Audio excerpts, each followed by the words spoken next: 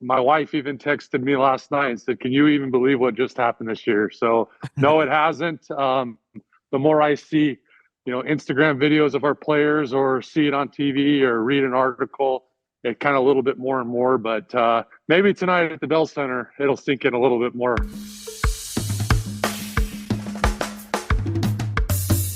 What do you do, baby? English something. Because at this point, I don't know if we're Monday, Tuesday, Wednesday, Saturday. It's like the Thanksgiving, so I got green bean, potato, blah, blah. You name it. Yeah, I feel that way.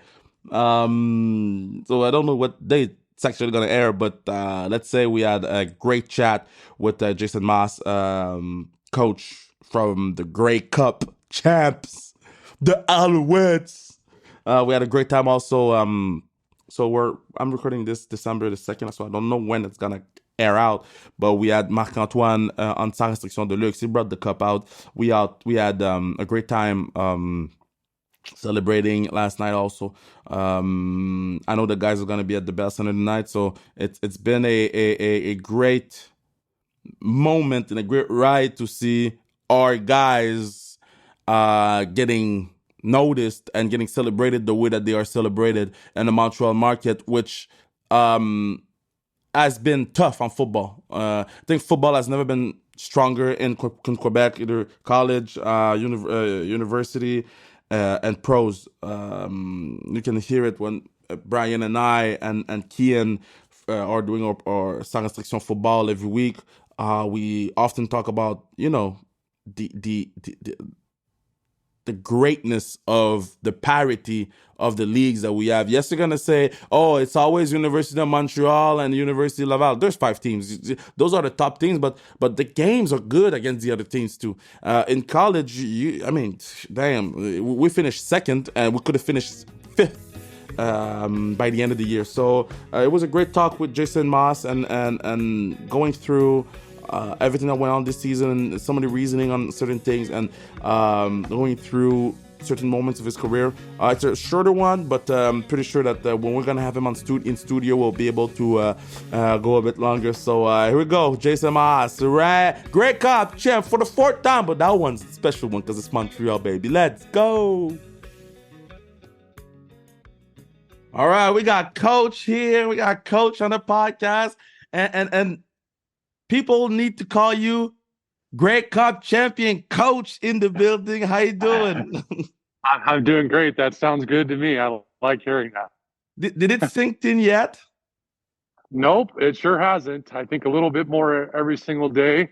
My wife even texted me last night and said, "Can you even believe what just happened this year?" So no, it hasn't. The more I see, Instagram videos of our players or see it on TV or read an article, it kind of a little bit more and more. But maybe tonight at the Bell Center, it'll sink in a little bit more. Oh, well. Yeah, eh? Oh, you guys are getting presented at the Bell Center tonight? Yes, we'll be there at right before face-off on the ice, I believe, and get recognized for it. And I think at that moment, it might all sink in, to be honest with you. That's awesome. I'm so happy for you. And I was with Marc-Antoine came on the podcast yesterday, brought the cup. We had a little issue because we had a player from BC also on the set. So it was a little chippy on the set. But I'm sure Mark handled himself just fine. he handled himself perfectly, like the leader that he is. But I mean, you've played the game. You've been in the trenches. What's the hardest in those big games? Because you had big games in your hands, but now you have big games in your head, in your headsets. What's the most difficult situation to handle between the two, being a coach and a player in those big games? Yeah, that's a good point. I mean, I think as a player, you're handling it physically and emotionally and mentally all at once. As a coach, you're only handling it mentally. Emotionally, I guess, as well, but you're not out on the field physically doing anything. So that feeling you get is totally different. The feel for the game is different. The reactions, all those things. You're not feeling the pain of every play. So you're able to keep your mind, I guess, a little bit more intuitively into this play, the next play, and how everything's set up. So that's the biggest difference, in my opinion. But equally rewarding and equally fun. particularly in those big moment games. I think it was '07 you came in, and what was like the biggest difference between '07 and right now? Because as a fan, as a guy that follows the product, as a football coach in college, there was a gap in those Alouettes year. There was between, let's say, 2010 and 2021, 22, there was a huge gap.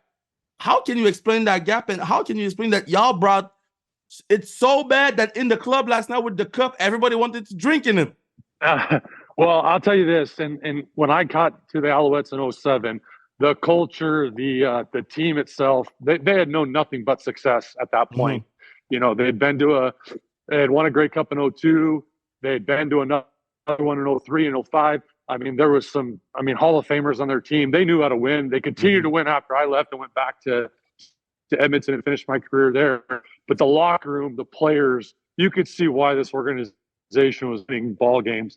It was just a feeling you got when you practiced here, how competitive it was in the locker room, how much fun guys had. They loved being around each other. I remember that when I walked in the locker room mid-season. And, sometimes, in the course of from 2010 to now, there's been just a lot of change. There's been a lot of turnover between management, coaches, owners. There hasn't been the continuity there was there for so long.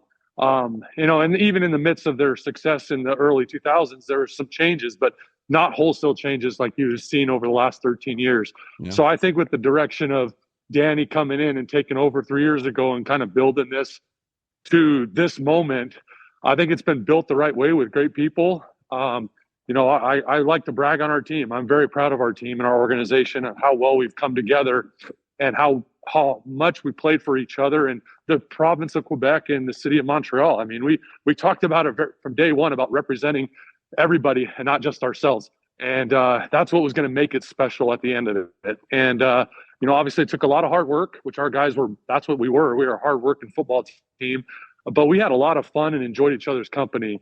And again, just that feeling of pride of being from Quebec, we played to that. And I think that's what you're sensing now around the city and the buzz of this team. It's because we're a part of you and we're a part of the city and we're part of the province. And it means something to play here. And our guys enjoy it, love it.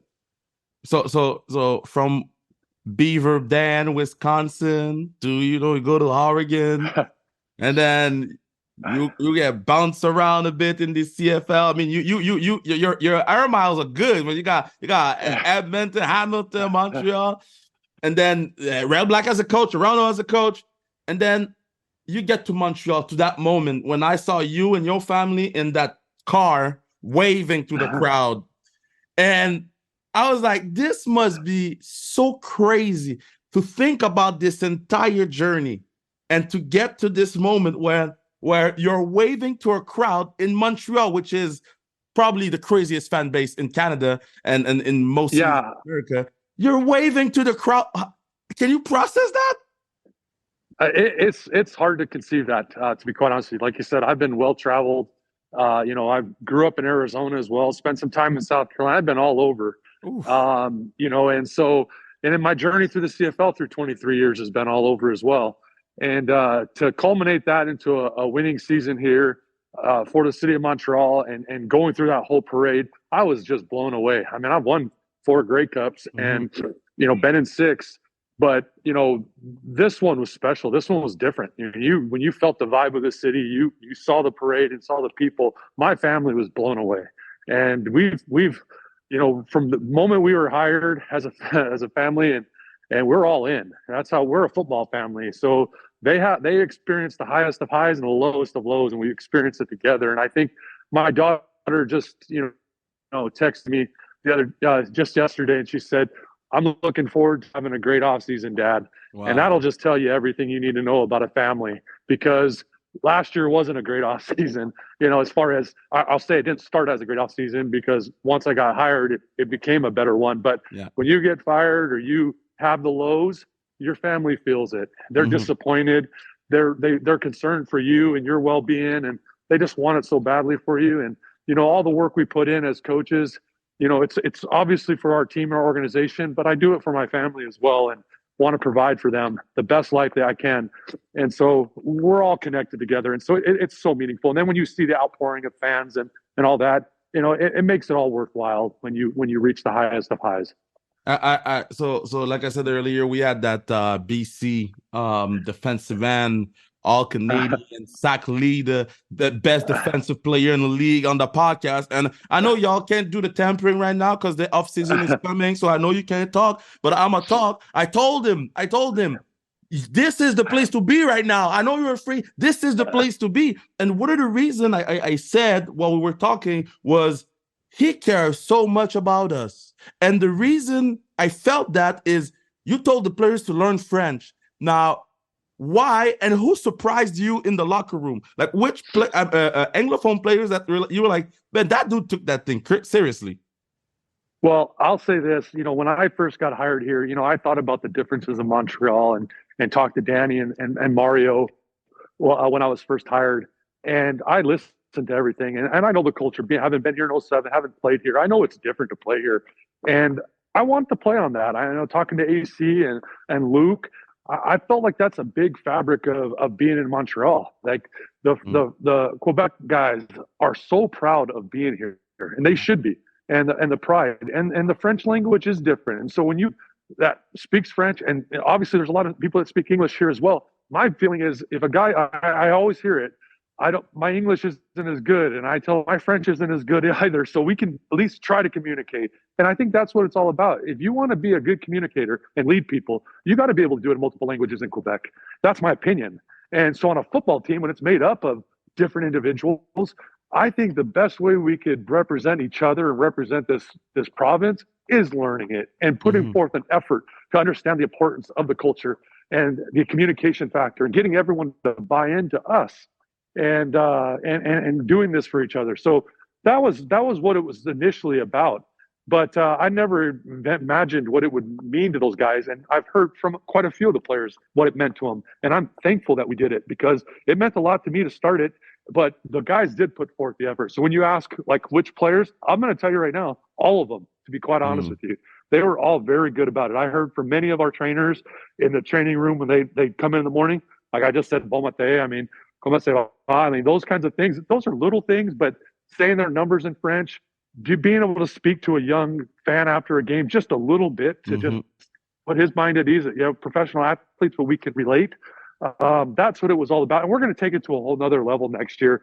Byron Archambault and I have both talked about how to make it even better, to do more. And that's our concerted effort. So we tell the guys when they first come in, it's different to play here. We're asking you not only to learn football, you have to learn the culture, you have to learn the language. And if you don't want to do that, you probably won't be here because you're not all in. It's awesome to hear that, and Byron knows me well, so whatever y'all need, we got your back over here. Awesome. So in that quarterback locker room, because you got Cody, you got yourself, you got AC. What do you guys talk about when you all talk football? Well, I'll say this, football is about building relationships and trust. And football's the X's and O's of football is one thing. We work, AC and Cody, they work. They're in at 6 a.m, going over the day's work and the game plans and all that stuff. We get together at 8 o'clock with the other quarterbacks and go through the reads of the day. So we do the football stuff. But you have to have a relationship with the guys as well that you coach, and they got to feel very comfortable being themselves. They're the leader of the teams, but they also have a lot of pressure, undue pressure, and obviously known pressure of being a face of a franchise. So you just want to be there for them. And so, I mean, what do we talk about? We talk about everything. I mean, to be honest with you, by the end of the season, we've hashed out the world's problems and talked about different things, but keep it light. I'm a big believer in having fun. So we'll just, we get on tangents here and there, but when the work's there to be done, it's there to be done. So, but I like our quarterbacks to be themselves. I mean, they're all three different. Davis, Caleb, and Cody are totally different guys, but they all can be themselves around AC and I, and that's what I cherish the most. And obviously we have Mike Leonello that's in there with our meetings quite often. So, but the football conversations are awesome. I mean, we're football junkies, all of us. So we love football, we love talking football, and and trying to figure out the defenses that we see, which are so great in this league. And, it's a challenge. Okay, so I'm gonna let you go soon, but I need to ask you. So you said that one was your favorite, or was more special, not favorite, because you didn't say the word favorite. You said special. You know that we got expectation for y'all. You know that now they're gonna sell more season tickets. Now they're gonna be. I mean, beer gonna be the price gonna go up. I don't know. There's gonna be more people in the stands. How can you prepare yourself? And do you feel like, man, that's pressure? You're like, hey, bring it on. Yeah, I think that's what the mindset is. I mean, we said it after the season ended. We're never shy about saying what our goals or aspirations are. We just don't focus on them. We talked about the grade 8, bringing the 8th grade cup to Montreal. That was a goal at the beginning of the year last year. We've already said it's going to be a grind for 9, and that's what we're going to do. I'm not going to listen to all the noise. We're not going to listen to what people talk about us and they're saying we're going to end up and how good we are at all. I hope people come out and support us and get behind us. But no matter what, we're going to continue to work and continue to do the things we've been accustomed to and what our true core values are. That's what we're going to concentrate on. So I don't know that there's any added pressure to that. And there's pressure in football. We all realize it. But when you stay focused on your daily goals and daily things you can control, pressure doesn't come to it. So I think we're all just excited about getting back to it. And at least I know I am already. And I can't speak for all of our players just yet, but I know when we get back together, we're all about that work and camaraderie and doing something for each other. So that I can promise you will be the same, if not better, because we all know each other that much better. We'll hit the rapid fire and then it's done. So rapid fire. So I'll ask you quick, and you gotta go quick. Okay. So as a player, who was your most feared defensive player to face? Alondra Johnson. Ooh. As a quarterback, that's a long one. He hit me harder than anybody. Oh yeah.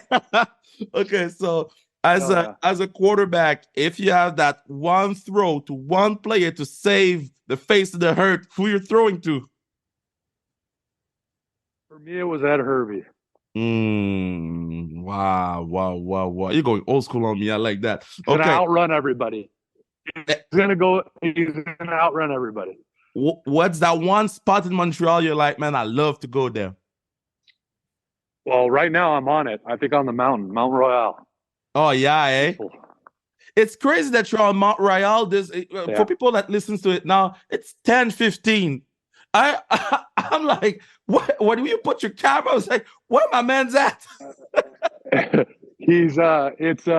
It's snowing like crazy on here, and I just try to walk down. I'm slipping all over the place, but it's a very peaceful walk, and I think it's one of the most peaceful spots in Montreal. And last but not least, so we can never choose favorite players because I mean, as coaches, we love everybody, but we got connections with players, so different connection with some players. Is there a player in the team you're like, man, I really enjoyed spending time with that player? We had a special connection, and hopefully it goes a longer way.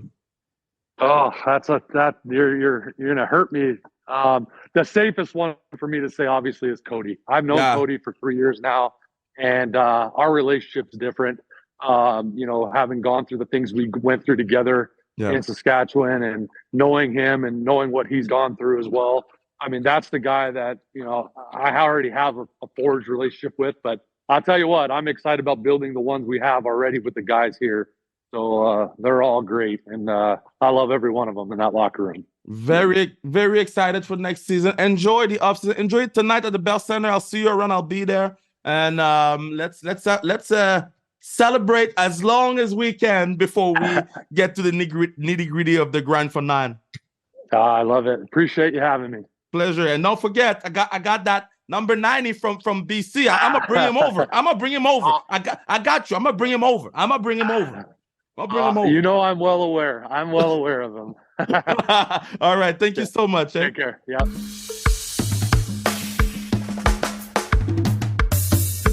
Awesome time with Jason. And man, this dude's great.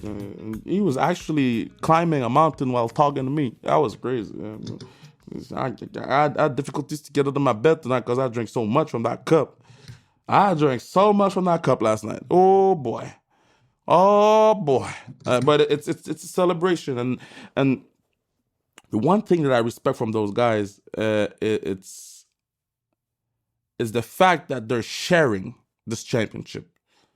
They are like, everybody can benefit, can have a picture, can have it on the set, can have a moment, can drink out of it. It is what's supposed to be, man. I mean, I've celebrated with the Stanley Cup. It was difficult to celebrate with the Stanley Cup. We had to do certain things, but you know, chilling with the Great Cup and chilling with the guys, and especially our French guys, it was special. And having to meet some of the Americans that are still here and they're still here celebrating. So a great time, great moment, great atmosphere, great talk with Jason.